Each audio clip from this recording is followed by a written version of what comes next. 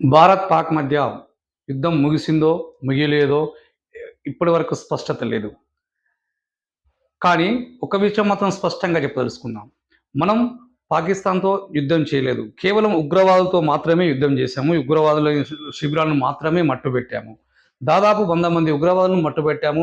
అర్ధరాత్రి దాదాపు 1:44 ఎవరికీ గుట్టు చప్పుడు కాకుండా. భారతదేశం యొక్క శక్తి సామర్థ్యాలను తక్కువ అంచనా వేయడానికి ఎక్కడ లేదు.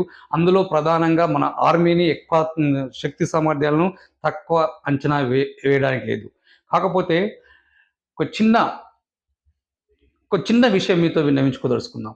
ఏంటంటే, మనము ఇంటి దొంగను ఈశ్వరుడైనా పట్టలేడు అనే సామెతను అక్షరాల మన భారతదేశంలో జరుగుతుంది.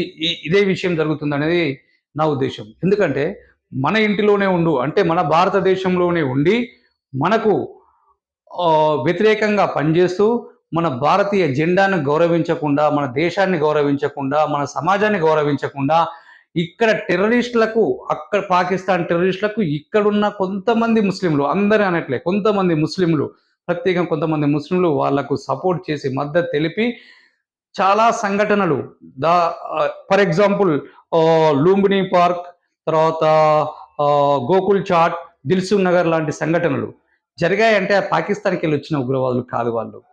కేవలం మన ఇండియాలో ఉంటూ, మన ఇండియా తిండి తింటూ, మన గాలి పీల్చుకుంటూ, మన రక్షణ పొందుతూ, మన భారతదేశం యొక్క ప్రతి లబ్ధి పొందుతూ, మన భారతదేశం యొక్క ప్రతి ఒక్క లబ్ధి పొందుతూ వాళ్ళు మన దేశానికి చేస్తున్న అన్యాయం. ఫస్ట్ మనం అరికట్టవలసిందంటే ఇంటి దొంగను ఈశ్వరుడు పట్టలేడని చెప్పాను కదా! ఫస్ట్ ఆ ఇంటి దొంగను పట్టుకోవాల్సిన బాధ్యత మన మీద ఉంది. మనం 100% మన దేశంలో గనుక ఎప్పుడైతే